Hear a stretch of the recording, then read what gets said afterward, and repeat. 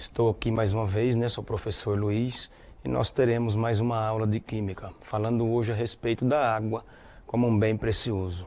Muito bem, nós estamos aqui falando a respeito do aprofundamento, né? Que é o meu papel no desenvolvimento sustentável, que pertence à unidade curricular Água e Energia, que está inserida, né, no componente curricular Água, solvente universal.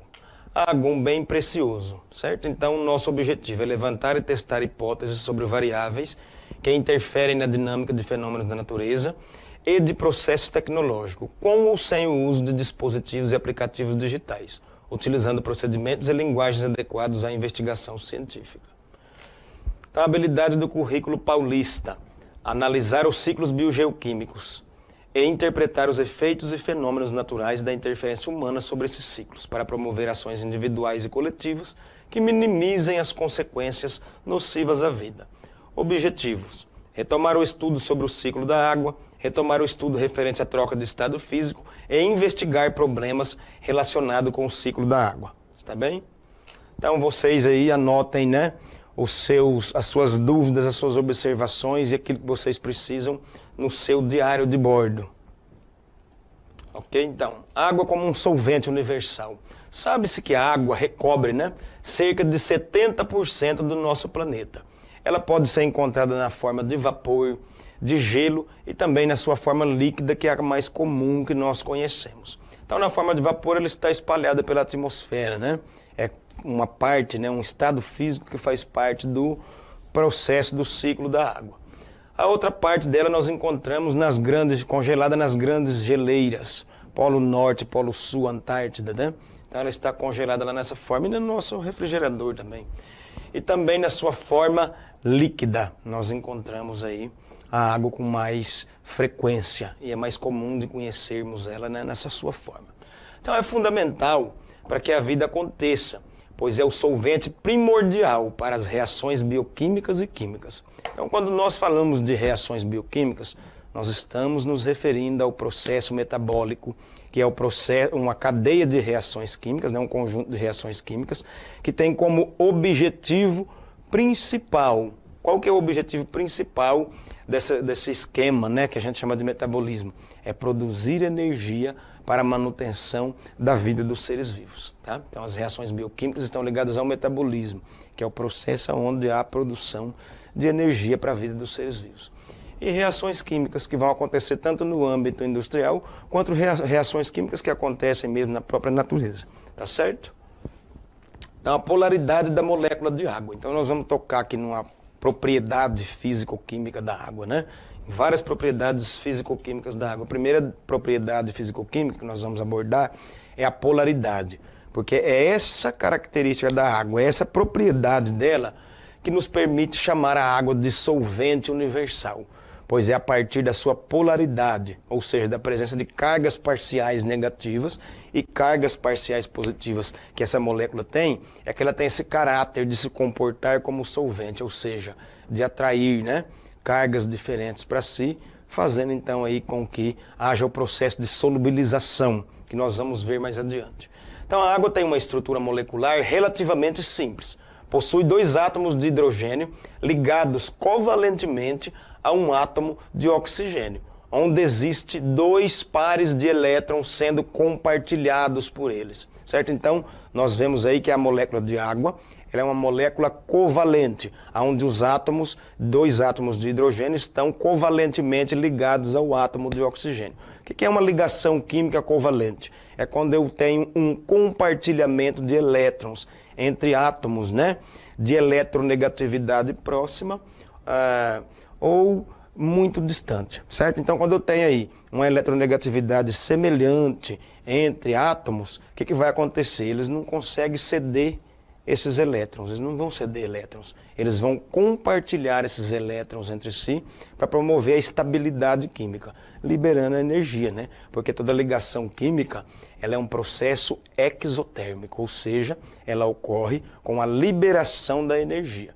E para que essa liberação de energia aconteça, é necessário que haja, então, esse compartilhamento de elétrons. No caso da água, o compartilhamento de elétrons acontece entre o átomo de oxigênio e um átomo de hidrogênio, e o outro par de elétrons do oxigênio com o outro átomo de hidrogênio, tá certo? Então, olha lá, onde existem dois pares de elétrons, ó, sendo compartilhados entre eles. Em virtude da desigualdade no compartilhamento de elétrons, ela possui uma carga parcial negativa na região do oxigênio. Devemos lembrar que o elétron é uma carga negativa, certo? Então, o excesso de elétrons é carga negativa. Quando eu tenho, uma falta de elétrons em relação a uma outra porção, eu chamo isso de carga positiva. Quanto mais elétrons, mais negativa é a carga. Quanto menos elétrons, mais positiva é a carga, porque o elétron, por natureza, é uma carga negativa, tá certo? Então, em virtude da desigualdade no compartilhamento de elétrons, ela possui uma carga parcial negativa na região do átomo de oxigênio e uma carga parcial positiva na região dos átomos de hidrogênio. Porque como o oxigênio é um elemento químico muito eletronegativo, né? O que é ser eletronegativo? É aquele elemento que tem uma tendência de atrair elétrons para si. Então, o oxigênio, por ser muito eletronegativo, ele atrai toda a carga eletrônica dos átomos de hidrogênio. Ele atrai os elétrons do hidrogênio muito fortemente. E isso faz com que os átomos de hidrogênio adquiram uma carga parcial positiva, porque eles ficam com falta de elétrons. E ao passo que o oxigênio atrai toda essa carga negativa para ele, ele forma uma carga parcial negativa também. E a água então vai ter dois polos, um polo positivo e um polo negativo, que é o que dá a sua polaridade. E como consequência dessa polaridade, ela tem uma tendência maior, em interagir com outros compostos de natureza semelhante ou igual. Tá? Então, o que vai acontecer aqui? Ó? Nós temos a carga parcial positiva na região dos hidrogênios, produzindo assim um polo negativo, ó, e o outro positivo, conferindo-lhe a polaridade de fácil interação. Muito bem. Então, olha lá. Trata-se do movimento contínuo que a água faz pelo meio físico e pelos seres vivos do ecossistema, passando através da atmosfera, hidrosfera, litosfera e biosfera, sendo um importante ciclo biogeoquímico, que faz com que esse indispensável recurso natural esteja constantemente, então, ali no meio ambiente. Então, o ciclo da água, que é um ciclo aparentemente simples, que se dá por meio de evaporação, de chuva, ela está no estado líquido, vai para o estado gasoso, se condensa, fica líquido de novo, vai chover. Esse processo, esse ciclo biogeoquímico da água, ele é fundamental. Por qual motivo que ele é fundamental? Porque ele vai ser responsável por dar o start em todos os outros ciclos biogeoquímicos que efetivamente ocorrem na natureza. Então nós temos aí o ciclo biogeoquímico da água, do carbono, do nitrogênio, do enxofre, do fósforo. Então todos esses elementos, a maioria deles estão ali incrustados em rochas, certo? Eles fazem parte da formação dessas rochas.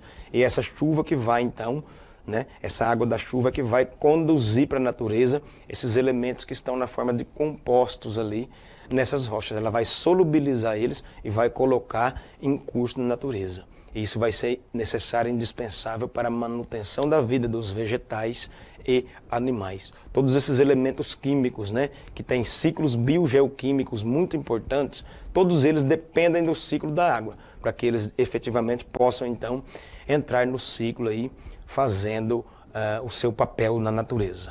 Tá bom? Muito bem. Então, olha lá. Primeiro processo que a polaridade da água nos ajuda a fazer é o processo de dissolução, que é o que eu falei aqui agora. Então, se eu tenho lá um ciclo biogeoquímico do fósforo, do carbono, do enxofre, seja lá de qual elemento químico que seja necessário para a vida, se eu tenho um ciclo biogeoquímico desse daí, eu preciso dessa propriedade de polaridade, porque é ela que vai provocar o processo de dissolução.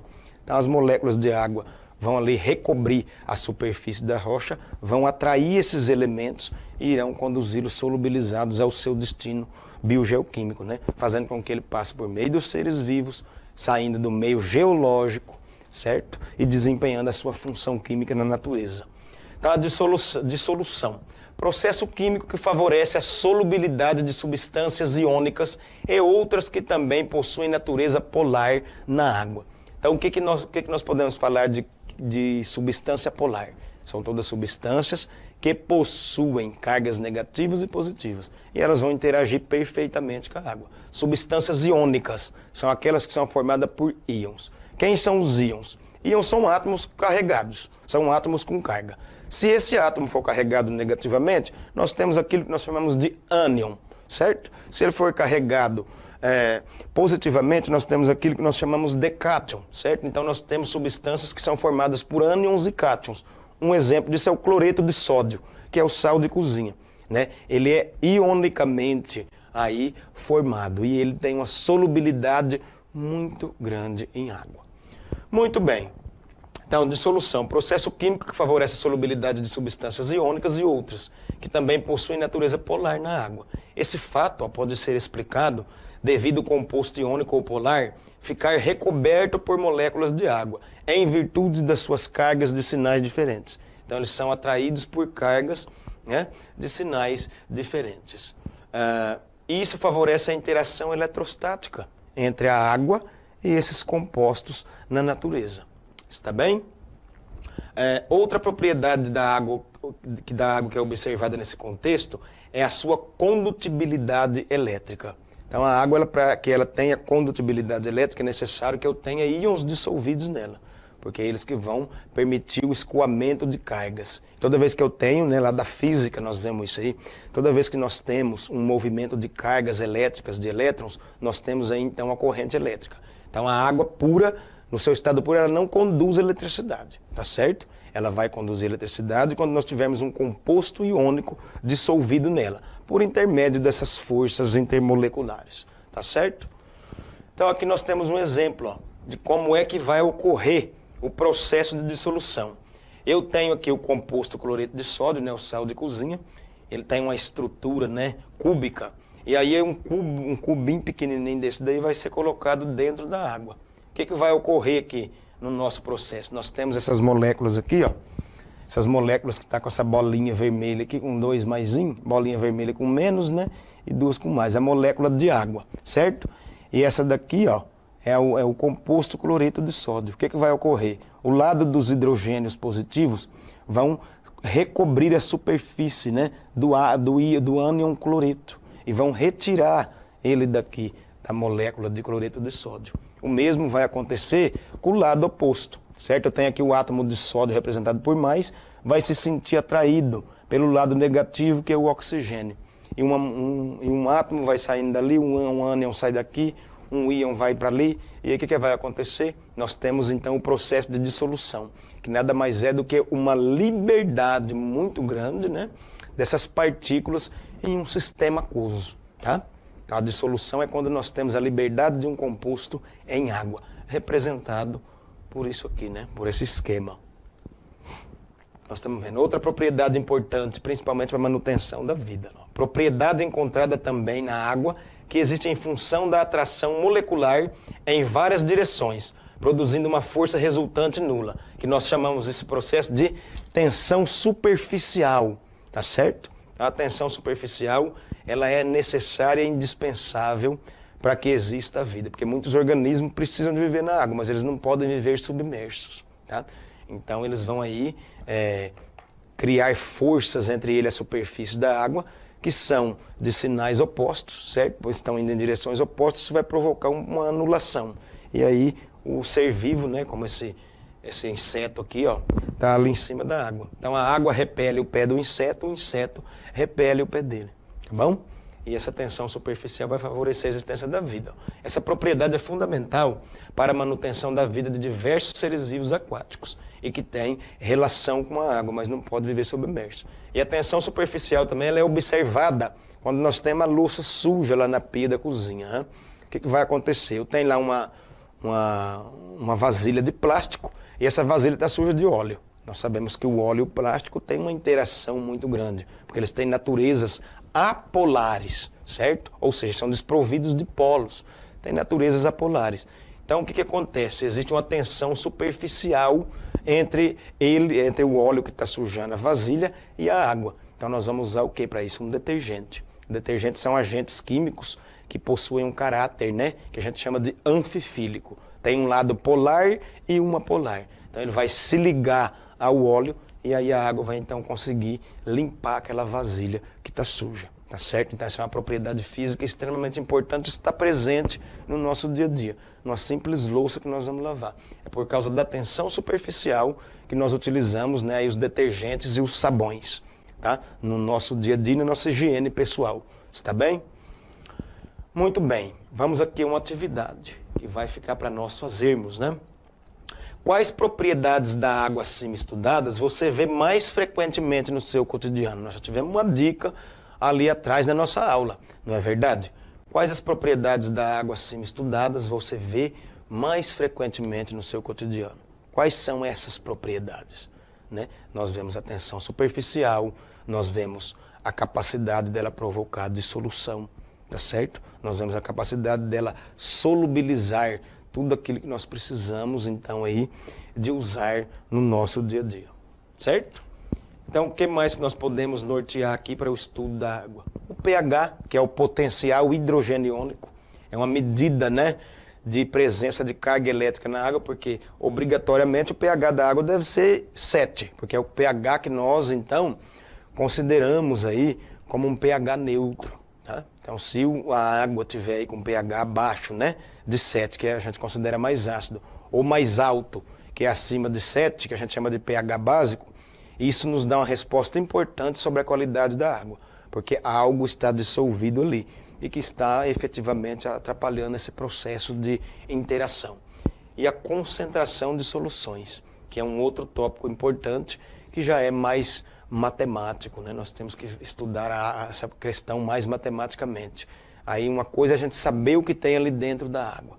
A outra coisa é a gente saber quanto tem de cada coisa ali dentro da água. Qual o benefício que isso daí pode trazer para a nossa vida, certo? E nós temos algumas ideias de concentração, como concentração molar, né? Como a concentração normal e vários outros tipos de concentrações que vão medir a presença de compostos dissolvidos na água. Está certo? Muito bem. Então, o que nós aprendemos? Propriedades físico-químicas da água. O que vem por aí? Equilíbrio em solução aquosa. Tá certo? Então, é isso que nós temos aqui hoje para falar. Certo? Então, eu espero que vocês resolvam aquele exercício. Pega o seu caderno, deixa eu até voltar nele aqui, ó. Pega o seu caderno e vai lá, copia esse exercício aí. Resolvam, né, com bastante tranquilidade, observe no seu cotidiano aquilo onde você pode ver, né, propriedades que a água tem. Essas propriedades que nós estudamos aqui hoje, porque ela tem várias outras, né, propriedades físico-químicas aí que nós temos que ainda estudá-las de maneira mais efetiva e mais eficaz. Muito bem. Então é isso aí que nós temos para que vocês possam, então, resolver os seus exercícios. E é isso, certo? Então tenham uma boa tarde, agradeço a atenção de todos e vamos trabalhar, né? E vamos aprender cada dia mais. Obrigado.